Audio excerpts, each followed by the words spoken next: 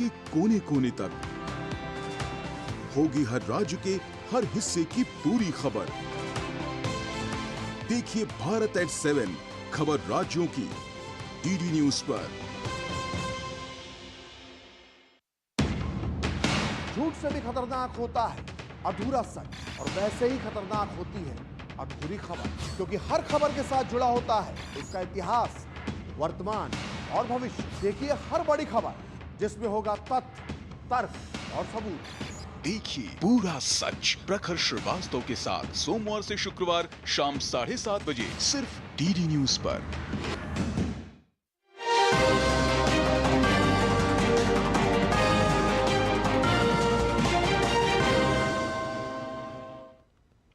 नमस्कार, सुप्रभात। हमारे इस विशेष सांकेतिक समाचार में आप सभी दर्शकों का स्वागत है। मेरे साथ है मेरी सहयोगी दीपाली।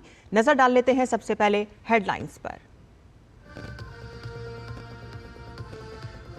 भारत ने चीन के हॉटन प्रांत में 2 नए काउंटी बनाने पर दर्ज कराया कड़ा विरोध। तथा कथित काउंटी के कुछ हिस्से आते हैं लद्दाख में।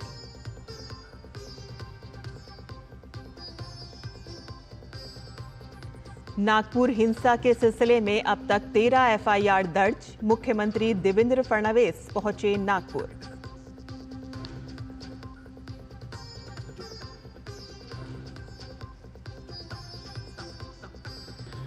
सीबीआई ने नोएडा स्पोर्ट्स सिटी परियोजना मामले में 3 एफआईआर की दर्ज। दिल्ली और नोएडा में ली तलाशी। 9,000 करोड़ रुपए से ज्यादा के घोटाले का है आरोप।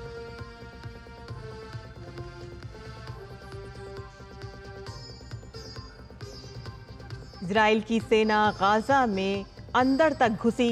गाजा के एकमात्र कैंसर अस्पताल को बनाया निशाना।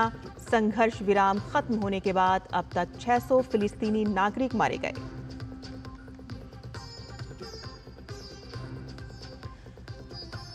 आईपीएल का 18वां संस्करण आज से होगा शुरू। कोलकाता नाइट राइडर्स और रॉयल चैलेंजर्स बेंगलुरु के बीच कोलकाता के ईडन गार्डन में होगा पहला मुकाबला।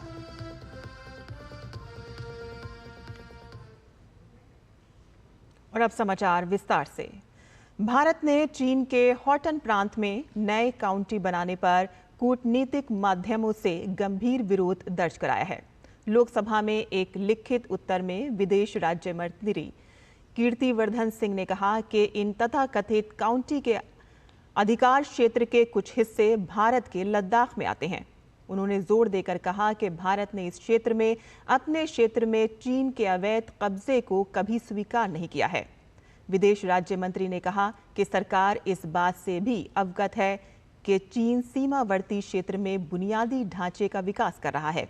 उन्होंने साथ ही कहा कि सरकार सीमावर्ती क्षेत्रों के विकास के लिए बुनियादी ढांचे में सुधार पर सावधानीपूर्वक और विशेष ध्यान दे रही है ताकि इन क्षेत्रों के आर्थिक विकास को गति दी जा सके और साथ ही भारत की सामरिक और सुरक्षा आवश्यकताओं को भी पूरा किया जा सके। नागपुर में हिंसा मामले में अब तक पुलिस ने 14 लोगों को गिरफ्तार किया है, जिससे इस मामले में अब तक पकड़े गए लोगों की कुल संख्या 105 हो गई है। नागपुर हिंसा के सिलसिले में 10 किशोर भी हिरासत में ले गए हैं। इस हिंसा को लेकर 3 नई प्राथमिकी भी दर्ज की गई हैं। कुल मिलाकर इस मामले में अब तक 13 प्राथमिकी दर्ज की गई हैं। नागपुर के पुलिस आयुक्त रविंद्र कुमार सिंघल ने कहा कि शहर के कुछ हिस्सों से कर्फ्यू हटाने का फैसला उच्च स्तरीय समीक्षा बैठक के बाद लिया जाएगा। महाराष्ट्र के मुख्यमंत्री देवेंद्र फडणवीस विदर्भ के सबसे बड़े शहर नागपुर में 17 मार्च को हुई हिंसा के बाद पहली बार कल देर शाम नागपुर पहुंचे। एक अधिकारी ने बताया कि मुख्यमंत्री नागपुर में रात्रि विश्राम करेंगे और उनका कोई सार्वजनिक कार्यक्रम नहीं है। सूत्रों ने बताया है कि आज मीडिया से मिल सकते हैं और शहर के दंगा प्रभावित इलाकों का दौरा कर सकते हैं। और इससे पहले दिन में मुख्यमंत्री ने कहा था कि नागपुर हिंसा के दिन सोशल मीडिया पोस्ट पर अधिक प्रभावी तरीके से नजर रखी जानी चाहिए थी, क्योंकि इससे पुलिस को ये पता लगाने में मदद मिलती कि क्या योजना बनाई जा रही थी। हालांकि उन्होंने इस बात से इनकार किया कि खुफिया स्तर पर कोई विफलता थी। फडणवीस ने कहा कि पुलिस की प्रतिक्रिया उचित थी और ये नहीं कहा जा सकता कि ये अपर्याप्त थी। नागपुर के कई हिस्सों में 17 मार्च को पथराव और आगजनी की खबरें आईं। ये हिंसा छत्रपति संभाजीनगर स्थित मुगल बादशाह औरंगजेब की कब्र हटाने की मांग को लेकर विश्व हिंदू परिषद के नेतृत्व में हुए प्रदर्शन के दौरान धार्मिक लेख वाली चादर जलाने की अफवाह के बाद हुई थी।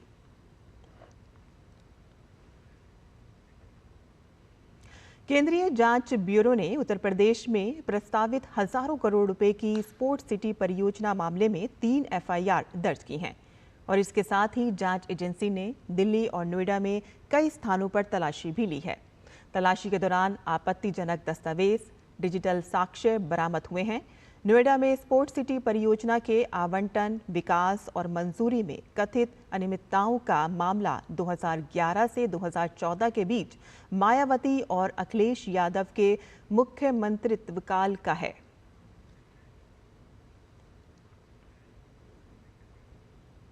केंद्रीय स्वास्थ्य मंत्री जेपी नड्डा ने दिल्ली में एंटीगुआ और बारबुडा के विदेश मंत्री ईपी चैदग्रीन से मुलाकात की। सोशल मीडिया प्लेटफॉर्म एक्स पर उन्होंने पोस्ट करते हुए बताया कि मुलाकात के दौरान स्वास्थ्य के क्षेत्र में दोनों देशों के बीच क्षमता निर्माण, स्वास्थ्य पेशेवरों के आदान प्रदान और सर्वोत्तम प्रथाओं पर केंद्रित एक मंत्रालय स्तरीय समझौता ज्ञापन का प्रस्ताव रखा गया है। इसके अलावा उन्होंने भारतीय फार्माकोपिया को मान्यता देने के महत्व पर भी जोर दिया, जिससे एंटीगुआ और बारबुडा के स्वास्थ्य सेवा तंत्र में सस्ती, उच्च गुणवत्ता वाली जेनेरिक दवाओं की उपलब्धता सुनिश्चित हो सके। दिल्ली की रेखा गुप्ता सरकार में मंत्री प्रवेश वर्मा काफी एक्टिव नजर आ रहे हैं। उन्होंने शुक्रवार को दिल्ली के चिल्ला गांव का निरीक्षण किया। इस दौरान उन्होंने सरकारी जमीन पर रोहिंग्या बांग्लादेशियों के अवैध कब्जे को लेकर अधिकारियों को कार्रवाई करने के लिए सख्त निर्देश दिए हैं। दिल्ली सरकार के मंत्री प्रवेश वर्मा ने सोशल मीडिया प्लेटफॉर्म एक्स पर जानकारी देते हुए लिखा कि आज चिल्ला गांव में निरीक्षण के दौरान स्थानीय निवासियों ने बताया कि सरकारी जमीन पर रोहिंग्या बांग्लादेशियों के अवैध कब्जा कर लिया है। ये पूरी तरह नामंजूर है। इसके लिए अधिकारियों को सख्त निर्देश दिए गए हैं कि जल्द से जल्द इन अतिक्रमणों को हटाया जाए। दिल्ली में घुसपैठ और अवैध कब्जे बिल्कुल बर्दाश्त नहीं किए जाएंगे। ब्रिटेन के हिथरो एयरपोर्ट पर उड़ान फिर से शुरू कर दी गई है। ब्रिटिश एयरवेज की फ्लाइट सबसे पहले पहुंची हिथरो एयरपोर्ट पटलैंड की। गुरुवार रात एयरपोर्ट के पास एक सब स्टेशन में आग लगने से बिजली आपूर्ति ठप हो गई थी, जिससे सैकड़ों उड़ानें रद्द करनी पड़ी।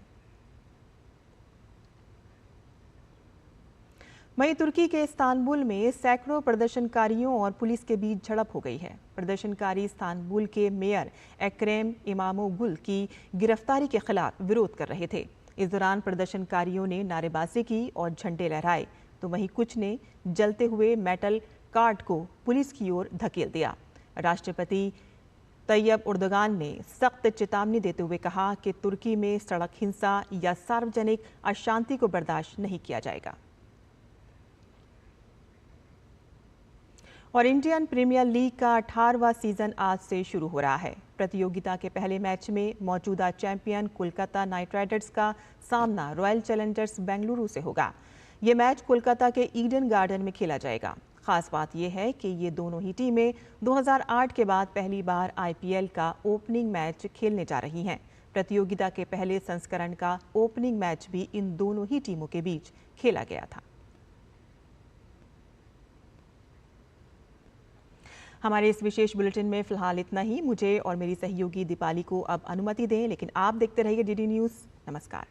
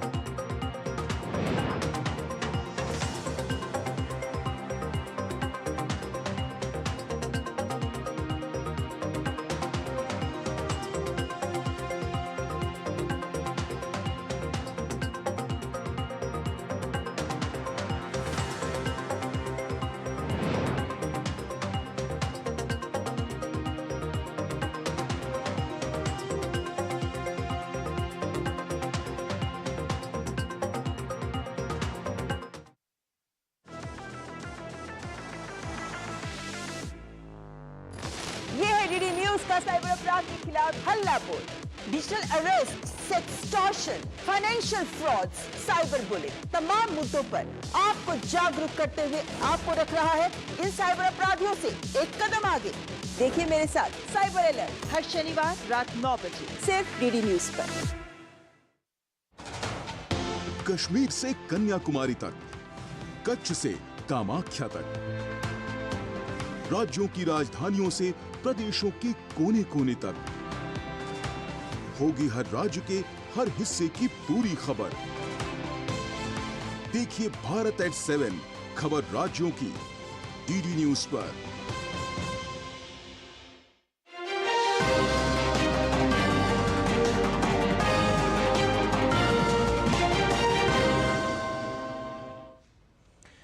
नमस्कार, सुप्रभात। समाचार में आप सभी दर्शकों का स्वागत है। मैं हूं साइमा खान। सबसे पहले नजर डाल लेते हैं हेडलाइंस पर। भारत ने चीन के हॉटन प्रांत में 2 नए काउंटी बनाने पर दर्ज किया कड़ा विरोध। तथाकथित काउंटी के कुछ हिस्से आते हैं लद्दाख में।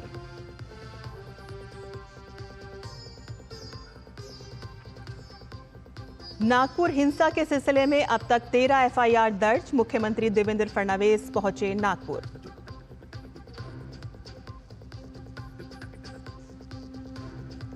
सीबीआई ने नोएडा स्पोर्ट्स सिटी परियोजना मामले में 3 एफआईआर की दर्ज। दिल्ली और नोएडा में ली तलाशी। 9,000 करोड़ रुपए से ज्यादा के घोटाले का है आरोप।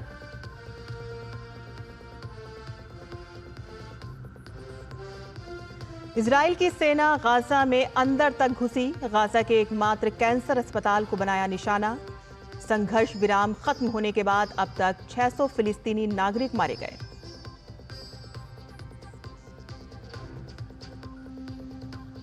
और आईपीएल का 18वां संस्करण आज से होगा शुरू। कोलकाता नाइट राइडर्स और रॉयल चैलेंजर्स बेंगलुरु के बीच होगा पहला मैच।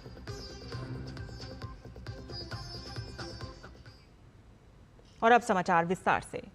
भारत ने चीन के हॉटन प्रांत में नए काउंटी बनाने पर कूटनीतिक माध्यमों से गंभीर विरोध दर्ज कराया है।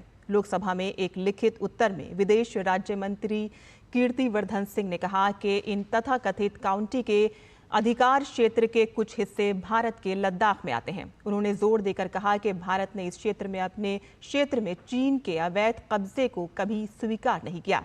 विदेश राज्य मंत्री ने कहा कि सरकार इस बात से भी अवगत है कि चीन सीमावर्ती क्षेत्र में बुनियादी ढांचे का विकास कर रहा है। उन्होंने साथ ही कहा कि सरकार सीमावर्ती क्षेत्रों के विकास के लिए बुनियादी ढांचे में सुधार पर सावधानीपूर्वक और विशेष ध्यान दे रही है ताकि इन क्षेत्रों के आर्थिक विकास को गति दी जा सके और साथ ही भारत की सामरिक और सुरक्षा आवश्यकताओं को भी पूरा किया जा सके।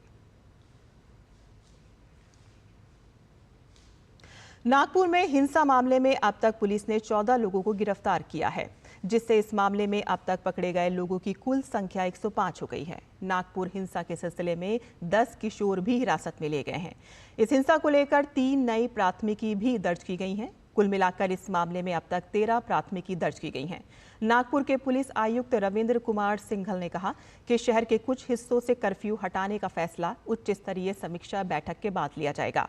महाराष्ट्र के मुख्यमंत्री देवेंद्र फडणवीस विदर्भ के सबसे बड़े शहर नागपुर में 17 मार्च को हुई हिंसा के बाद पहली बार कल देर शाम नागपुर पहुंचे। एक अधिकारी ने बताया कि मुख्यमंत्री नागपुर में रात्रि विश्राम करेंगे और उनका कोई सार्वजनिक कार्यक्रम नहीं है।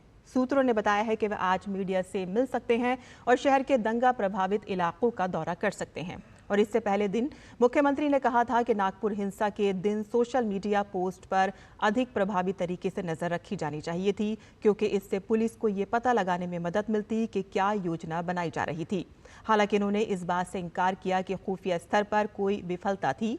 फडणवीस ने कहा कि पुलिस की प्रतिक्रिया उचित थी और ये नहीं कहा जा सकता कि ये अपर्याप्त थी। नागपुर के कई हिस्सों में 17 मार्च को पथराव और आगजनी की खबरें आईं। ये हिंसा छत्रपति संभाजीनगर स्थित मुगल बादशाह औरंगजेब की कब्र हटाने की मांग को लेकर विश्व हिंदू परिषद के नेतृत्व में हुए प्रदर्शन के दौरान धार्मिक लेख वाली चादर जलाने की अफवाह के बाद हुई थी।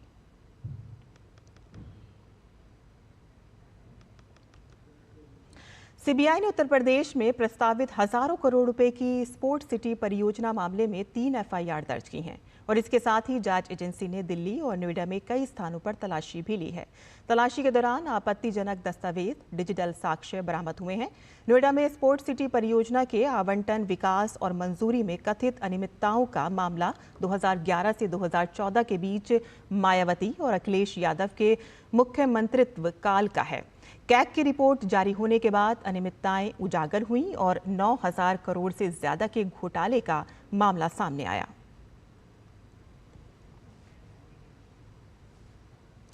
और केंद्रीय स्वास्थ्य मंत्री जेपी नड्डा ने दिल्ली में एंटीगुआ और बारबुडा के विदेश मंत्री ईपी चैतग्रीन से मुलाकात की। सोशल मीडिया प्लेटफॉर्म एक्स पर उन्होंने पोस्ट करते हुए बताया कि मुलाकात के दौरान स्वास्थ्य के क्षेत्र में दोनों देशों के बीच क्षमता निर्माण, स्वास्थ्य पेशेवरों के आदान प्रदान और सर्वोत्तम प्रथाओं पर केंद्रित एक मंत्रालय स्तरीय समझौता ज्ञापन का प्रस्ताव रखा गया है। और इसके अलावा उन्होंने भारतीय फार्माकोपिया को मान्यता देने के महत्व पर भी जोर दिया, जिससे एंटीगुआ और बारबुडा के स्वास्थ्य सेवा तंत्र में सस्ती, उच्च गुणवत्ता वाली जेनेरिक दवाओं की उपलब्धता सुनिश्चित हो सके।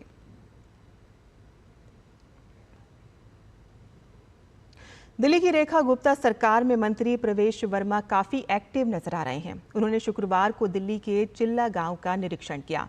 इस दौरान उन्होंने सरकारी जमीन पर रोहिंग्या बांग्लादेशियों के अवैध कब्जे को लेकर अधिकारियों को कार्रवाई करने के लिए सख्त निर्देश दिए हैं। प्रवेश वर्मा ने सोशल मीडिया प्लेटफॉर्म एक्स पर जानकारी देते हुए लिखा कि चिल्ला गांव में निरीक्षण के दौरान स्थानीय निवासियों ने बताया कि सरकारी जमीन पर रोहिंग्या बांग्लादेशियों ने अवैध कब्जा कर लिया है। ये पूरी तरह नामंजूर है और इसके लिए अधिकारियों को सख्त निर्देश दिए गए हैं कि जल्द से जल्द इन अतिक्रमणों को हटाया जाए। दिल्ली में घुसपैठ और अवैध कब्जे बिल्कुल बर्दाश्त नहीं किए जाएंगे।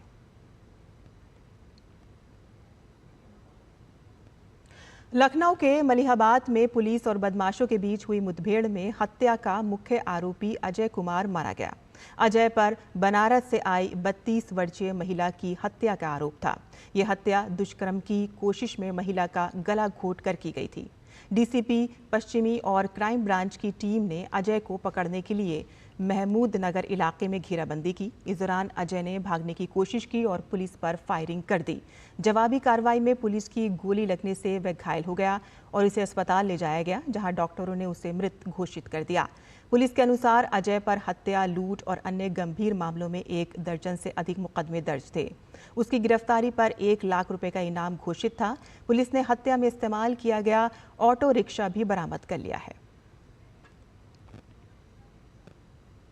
एक संदिग्ध मोटरसाइकिल को जब रोकने का प्रयास किया गया तब उस व्यक्ति ने गाड़ी मुख्य सड़क से कच्ची सड़क पर उतार दी और उतारने पर उसकी मोटरसाइकिल गिरी और उसके बाद वो पैदल भागा और भागते समय उसने पुलिस पार्टी पर फायर भी किया। पुलिस पार्टी ने भी आत्मरक्षार्थ फायर किए जिससे वो घायल हो गया और उसको तत्काल CSC में भेजा गया और वहाँ से उसको ट्रामा सेंटर रेफर कर दिया गया। और इसके साथ जो उसके पास से जो एक देसी तमंचा और 2 मोबाइल भी बरामद हुए, जिस मोबाइल में उसमें से एक मोबाइल वो मोबाइल था जो उस मृतक युवती का था, जिसको उस घटना के दिन इसने उसे छीना था। जो अजय नाम का व्यक्ति है, इसे पुलिस कमिश्नर लखनऊ महोदय की तरफ से 1 लाख रुपए का इनाम भी घोषित था। पंजाब में किसानों का प्रदर्शन जबरन खत्म कराने के बाद से किसानों और भगवंत मान सरकार के बीच तनातनी बढ़ गई है। पंजाब सरकार ने किसानों के साथ पहले तो जबरदस्ती की और फिर किसानों के साथ बैठक करके मामला सुलझाने का प्रयास किया, लेकिन किसानों ने सरकार के साथ बैठक से इनकार कर दिया।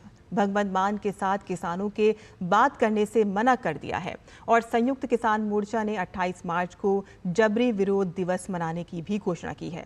आम आदमी पार्टी की मान सरकार ने किसानों के साथ जो बर्ताव किया है, उसके बाद वह आपका किसानों के प्रति दोहरा रवैया सामने आ गया है। मान सरकार की मनमानी, किसानों ने सबक सिखाने की ठानी। जबरन प्रदर्शन स्थलों से हटाने पर फूटा गुस्सा। 28 मार्च को जबरी विरोध प्रदर्शन मनाएंगे किसान। पंजाब हरियाणा सीमा से किसानों को जबरन हटाने के बाद उन्हें मनाने की कवायद के तहत पंजाब की भगवंत मान सरकार ने किसानों को बैठक का न्योता भेजा, लेकिन अपमानित हुए किसानों ने बैठक में आने से ही मना कर दिया। संयुक्त किसान मोर्चा ने शंभू और खनौरी के किसानों के साथ एकजुटता दिखाते हुए सरकार के साथ कोई भी बैठक करने से इनकार कर दिया। गौरतलब है कि जबरन प्रदर्शन स्थलों से हटाए जाने से गुस्साए किसान नेताओं ने पंजाब विधानसभा के सामने मार्च करने का ऐलान किया है, जिसके बाद भगवंत मान सरकार ने शुक्रवार शाम 4 बजे किसानों को चंडीगढ़ के पंजाब भवन में वार्ता के लिए बुलाया था। इस बैठक की अध्यक्षता पंजाब के कृषि मंत्री गुरमीत सिंह खुड़िया करने वाले थे। इससे पहले पंजाब पुलिस ने 1 साल से अधिक समय से डेरा डाले किसानों को शंभू और खनौरी सीमा पर स्थित किसानों के टेंट और अस्थायी ढांचे को हटा दिया। पुलिस ने किसान नेता सरवन सिंह पंधेर और जगजीत सिंह डल्लेवाल सहित कई किसान नेताओं को केंद्रीय प्रतिनिधि मंडल के साथ बैठक के बाद लौटते समय मोहाली में हिरासत में ले लिया था। किसान पंजाब सरकार की कार्रवाई से काफी आहत हुए हैं। संयुक्त किसान मोर्चा ने 28 मार्च को जबरी विरोध दिवस मनाने की भी घोषणा की है। जो हमारे साथ जुल्म हुआ, जो हमारे साथ तशद्दुद हुआ, वो बॉर्डरों पर गैर संवैधानिक तरीके से हमें उठाया गया, हमारे लोगों को परेशान किया गया। उसके लिए हमने जो मीटिंग ना करने का विचार बनाया है। ऑपरेशन के खिलाफ हम 28 मार्च को सभी डीसी हेडक्वार्टर्स पर कार्यालयों पर हम धरने मुजाहरे 11 से 3 बजे तक करेंगे। जो दमन की नीति अपना रही है स्टेट गवर्नमेंट, इतिहास में पहली बार हुआ है कि मीटिंग पर अपने घर में बुलाएं और साथियों को जाने वक्त उनको गिरफ्तार करके उनको जेलों में डाल दें। जो चलता हुआ मोर्चा है उस पर बुलडोजर चला दें। पंजाब हरियाणा सीमा से किसानों को हटाने की पंजाब पुलिस की कड़ी कार्रवाई के बाद हाईवे को खाली करा दिया गया है, जिसके बाद अब हाईवे पर वाहन परिचालन शुरू हो गया है। दरअसल खनौरी और शंभू बॉर्डर पर किसानों का प्रदर्शन पिछले साल 13 फरवरी से चल रहा था। किसानों की मांग थी कि न्यूनतम समर्थन मूल्य की कानूनी गारंटी दी जाए, लेकिन 1 साल से ज्यादा समय तक चले इस प्रदर्शन के कारण स्थानीय लोगों का जनजीवन बुरी तरह प्रभावित हो रहा था। इस फैसले से आसपास के लोग खुश हैं। पिछले 1 साल से बॉर्डर बंद होने की वजह से ग्रामीणों को भारी परेशानियों का सामना करना पड़ रहा था। स्थानीय लोगों का कहना है कि बॉर्डर बंद होने से न सिर्फ उनकी रोजमर्रा की जिंदगी प्रभावित हुई, बल्कि आर्थिक नुकसान भी हुआ। Bureau report, DD news. और दिल्ली में भारत मंडपम में शुक्रवार को एम्स दिल्ली के 49वें दीक्षांत समारोह का आयोजन हुआ। दीक्षांत समारोह में 1886 मेडिकल छात्रों को डिग्रियां प्रदान की गईं। इस अवसर पर मेडिकल के छात्रों को संबोधित करते हुए राष्ट्रपति द्रौपदी मुर्मू ने कहा कि दिल्ली का एम्स लाखों लोगों के लिए आशा का प्रतीक है। आइए देखते हैं ये खास रिपोर्ट। एम्स दिल्ली उन लाखों रोगियों के लिए आशा का प्रतीक है जो अक्सर दूर दूर से इलाज के लिए आते हैं। इसके प्रोफेसर, डॉक्टर और पैरामेडिक्स गैर चिकित्सा कर्मियों की मदद से वंचितों और विशेषाधिकार प्राप्त लोगों का समान समर्पण और सहानुभूति के साथ इलाज करते हैं। ये कहा जा सकता है कि एम्स गीता के कर्म योग की चलती हुई प्रयोगशाला है। ये बातें राष्ट्रपति द्रौपदी मुर्मू ने भारत मंडपम में आयोजित एम्स दिल्ली के 49वें दीक्षांत समारोह में कही। AIIMS is a symbol of hope for millions of patients who come here for treatment, often from afar. Its faculty, helped by paramedics and non-medical staff, treat the underprivileged and the privileged with the same dedication and empathy. In fact, I would say that the AIIMS is a running laboratory of the Gita's Karma Yoga. इस मौके पर medical छात्रों को डिग्रियां भी प्रदान की गईं। इसके अलावा अपनी सराहनीय सेवाओं के जरिए एम्स दिल्ली की प्रतिष्ठा में इजाफा करने वाले 8 डॉक्टर्स को लाइफ टाइम अचीवमेंट अवार्ड से भी नवाजा गया। राष्ट्रपति मुर्मू ने छात्रों को संबोधित करते हुए कहा कि अब आपको अपनी शिक्षा का इस्तेमाल करते हुए न सिर्फ उज्जवल करियर बनाना है, बल्कि वंचितों की मदद करने के किसी भी अवसर को हाथ से नहीं जाने देना है। For millions of patients who come here for treatment, often from afar. Its faculty, helped by paramedics and non-medical staff, treat the underprivileged and the privileged with the same dedication and empathy. In the 69 years of its existence, the brand AIIMS has stood the test of time because of its commitment to values. इस खास मौके पर केंद्रीय स्वास्थ्य मंत्री JP Nadda ने कहा कि एम्स अपनी काबिलियत के बल पर देश में नंबर 1 मेडिकल कॉलेज है। चाहे मेडिकल एजुकेशन हो, रिसर्च हो और सबसे बड़ी बात हेल्थ केयर और हेल्थ डिलीवरी की है। इसमें all India institute of medical sciences ने एक अपना नाम कमाया है और मुझे खुशी है कि आपने नेशनल इंस्टीट्यूट और इंस्टीट्यूशनल रैंकिंग फ्रेमवर्क में आपने लगातार अपने आप को टॉप पर रखा है। इसके लिए मैं आपको विशेष बधाई देना चाहता हूँ। बहरहाल एम्स आज उपचार के साथ साथ देश का अग्रणी संस्थान है।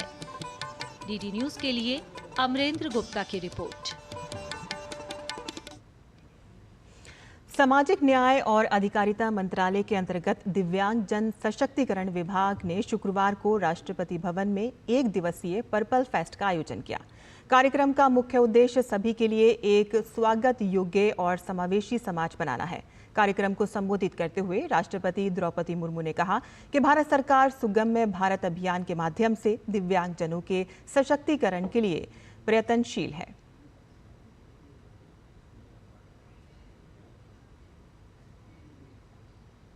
भारत सरकार सुगम्य भारत अभियान के माध्यम से दिव्यांग भाइयों और बहनों के सशक्तिकरण और समान भागीदारी करने के लिए प्रयत्नशील है। सुगम्य भारत अभियान फिजिकल के साथ साथ डिजिटल सुगमता विकसित करने पर भी केंद्रित है। सरकार दिव्यांगजनों के एक राष्ट्रीय डेटाबेस बनाने के लिए विशिष्ट दिव्यांगता पहचान पत्र परिजनों को लागू कर किए हैं। कौशल विकास और उद्यमिता के माध्यम से दिव्यांग भाई और बहनों को ये दिशा बढ़ती अर्थव्यवस्था में बराबर का साझेदार बनाने पर कार्य किया जा रहा है। और आज विश्व जल दिवस है। प्रधानमंत्री नरेंद्र मोदी ने वर्ष 2021 में कैच द रेन मिशन की शुरुआत करके आने वाली पीढ़ियों के लिए जल समृद्ध भारत का सपना साकार करने की दिशा में एक महत्वपूर्ण कदम उठाया। ये मिशन जल शक्ति अभियान के तहत शुरू किया गया था। इसका उद्देश्य बारिश के पानी को संरक्षित करना, पुराने तालाबों और कुओं को पुनर्जीवित करना और भूजल स्तर को बढ़ाना था। इस मुहिम के माध्यम से बारिश की हर बूंद को सहज कर हम भविष्य में पानी की कमी से निपटने की दिशा में मजबूती से आगे बढ़ रहे हैं।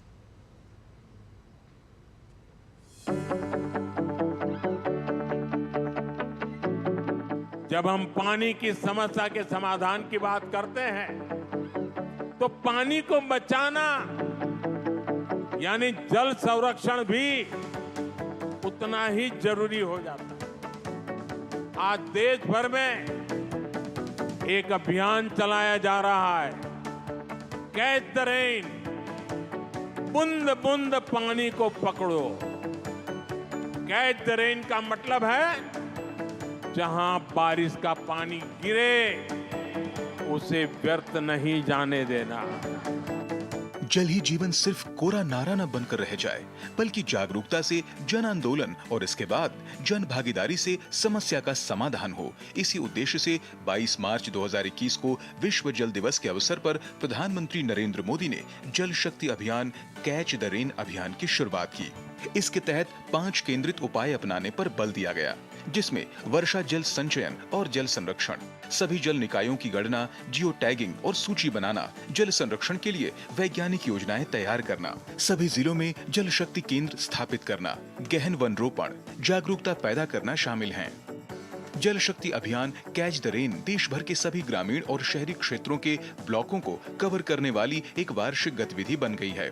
अभियान की सफलता का पैमाना इसी बात से निकाला जा सकता है कि पारंपरिक जल निकायों को पुनर्जीवित करने और कुशल जल उपयोग पर ध्यान केंद्रित करते हुए 1,67,00,000 से अधिक जल संरक्षण कार्यों को पूरा किया जा चुका है। 2021 में अभियान की शुरुआत के बाद से इसे हर साल नई धार दी गई। पिछले साल इस अभियान के 5वें संस्करण का शुभारंभ किया गया, जिसकी थीम नारी शक्ति से जल शक्ति रखा गया। इसमें जल संरक्षण और प्रबंधन में महिलाओं की अभिन्न भूमिका पर जोर दिया गया। बूंद बूंद पानी की बचत सरकार के प्रयासों से सुनिश्चित की जा रही है और अब ये हम सभी का फर्ज बनता है कि प्रधानमंत्री नरेंद्र मोदी के आह्वान के साथ हम खुद भी जुड़ें ताकि आने वाली पीढ़ियों का भविष्य सुरक्षित हो सके। अगर देश ने पानी की बचत पर ध्यान नहीं दिया, पानी का दोहन नहीं रोका तो आने वाले दशकों में स्थिति बहुत ज्यादा बिगड़ जाएगी। और हमारे पूर्वजों ने हमें पानी दिया है, ये हमारी जिम्मेवारी है कि हमारी आगे वाली पीढ़ी को हमें पानी सुरक्षित देकर के जाना चाहिए।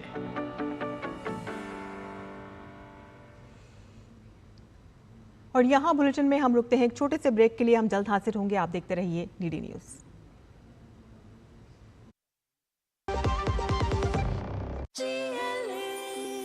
जो लक्ष्य चुना था समझ आने लगा है। जीएलए यूनिवर्सिटी, उच्च लक्ष्य की निश्चित प्राप्ति। एक ऐसा तबका जो रिटायरमेंट के बारे में आज भी बिल्कुल नहीं सोचता, वो है औरतें। औरतें कमा के भी वनरेबल हैं। सो एनपीएस एक इक्वालिटी ला रहा है, हम सब एक बराबर प्लेटफॉर्म पे हैं। अपने बेहतर कल को सुनिश्चित करने के लिए एनपीएस जरूरी है। ब्रेक के बाद आपका फिर से स्वागत है। इजराइल की सेना गाजा में अंदर तक घुस गई है। इजरायली सेना ने दावा किया है कि उसने दक्षिणी गाजा में हमास के सैन्य खुफिया प्रमुख को मार गिराया है। एक बयान में सेना ने हमास के नेता का नाम ओसामा तबाश बताया। उसने कहा कि वह आतंकवादी समूह की निगरानी और लक्ष्यकरण इकाई का प्रमुख भी था। इस पर हमास की ओर से तत्काल कोई टिप्पणी नहीं की गई है। इस बीच इजराइल ने युद्धग्रस्त क्षेत्र में एकमात्र विशेष कैंसर अस्पताल को उड़ा दिया है, क्योंकि इजरायली नेताओं ने हमास द्वारा अपने शेष बंधकों को रिहा किए जाने तक और अधिक भूमि पर कब्जा करने की कसम खाई है। यह अस्पताल नेतजारिम कॉरिडोर में स्थित था, जो गाजा को 2 भागों में विभाजित करता है और 17 महीने तक चले युद्ध के अधिकांश समय तक इजरायली सैनिकों द्वारा नियंत्रित था। संघर्ष विराम खत्म होने के बाद इजराइल ने अब तक 600 फिलिस्तीनी नागरिकों को मार गिराया है। और खेल की खबरों की बात करें तो इंडियन प्रीमियर लीग का 18वां सीजन आज से शुरू होने जा रहा है। इस बार आईपीएल में 10 टीमें खिताब के लिए जोरदार आजमाइश करती नजर आएंगी। प्रतियोगिता का पहला मुकाबला मौजूदा चैंपियन कोलकाता नाइट राइडर्स और रॉयल चैलेंजर्स बेंगलुरु के बीच कोलकाता में खेला जाएगा। तो वहीं फाइनल मुकाबला भी 25 मई को कोलकाता में ही खेला जाएगा।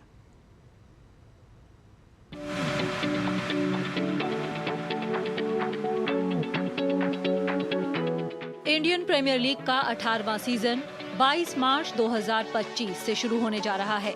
ओपनिंग मुकाबला defending champion Kolkata night Riders और रॉयल चैलेंजर्स बेंगलुरु के बीच ईडन गार्डन्स कोलकाता में खेला जाएगा। इस बार इस टूर्नामेंट में कुल 74 मुकाबले होंगे, जो भारत में 13 अलग अलग वेन्यू पर आयोजित होंगे। आईपीएल के 18वें सीजन में कुल 10 टीम हिस्सा लेंगी।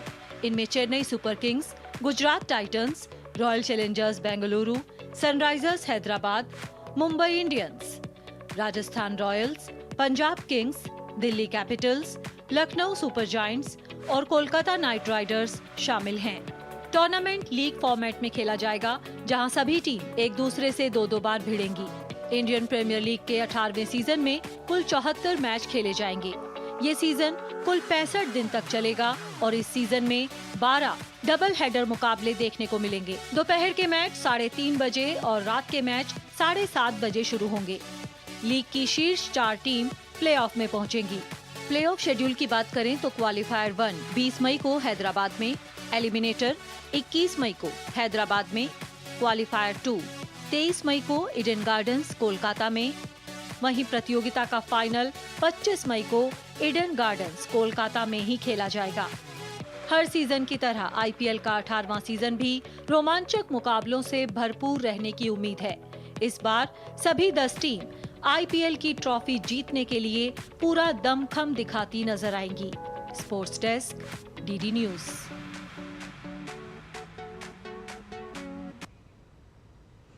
और त्रिसा जॉली और गायत्री गोपीचंद की जोड़ी ने स्विस ओपन बैडमिंटन टूर्नामेंट के महिला युगल सेमीफाइनल में जगह बना ली है। शुक्रवार को खेले गए क्वार्टर फाइनल में त्रिसा गायत्री की जोड़ी ने एनटी युंग और पीएल युंग की जोड़ी को 21-18, 21-14 से मात दी।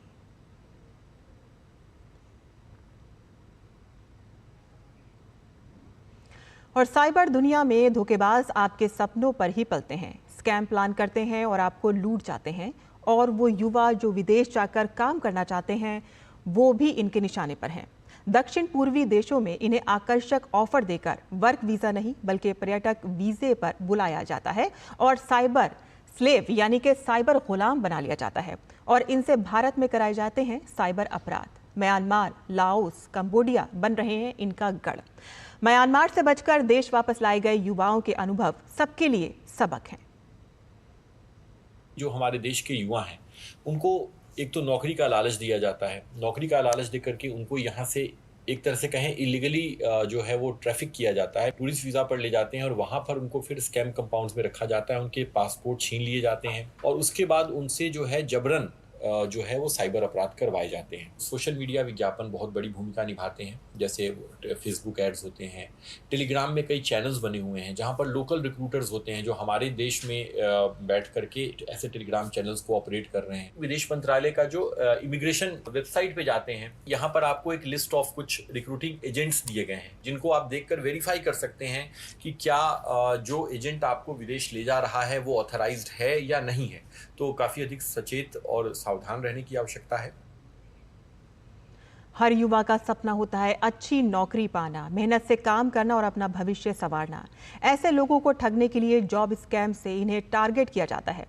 आपकी जरा सी लापरवाही आपको इनके चंगुल में फंसा सकती है। कैसे आप खुद को सुरक्षित रख सकते हैं? विदेश में नौकरी ढूंढते समय आखिर कौन सी सावधानियां बरतें? देखिए आज रात 9 बजे हमारे कार्यक्रम साइबर अलर्ट में। साइबर अलर्ट में इस बार होगी बात रोजगार घोटालों। कैसे भारतीय युवाओं को बहलाकर ले जाते हैं विदेश और बना देते हैं इन्हें साइबर स्लेव। ये सारी चीजें अधिकतर आप देखेंगे Cambodia, Myanmar, Laos, PDR, Vietnam इन देशों से हो रहा है। थाईलैंड गए थे टूरिस्ट वीज़ा पे और वहाँ से डंकी के थ्रू ये म्यांमार पहुँचे। तो इसमें कुछ प्लेसमेंट एजेंसीज भी हमारे उसमें रडार पे हैं जिन्होंने इनको बाहर भेजा था। Work from home and earn up to 30,000 per month. Online world में हमें जीरो ट्रस्ट मॉडल फॉलो करना है। देखिएगा साइबर अलर्ट शनिवार रात 9 बजे सिर्फ डीडी न्यूज पर। तो बुलेटिन में फिलहाल इतना ही। हमें अनुमति दें, लेकिन आप देखते रहिए डीडी न्यूज। नमस्कार।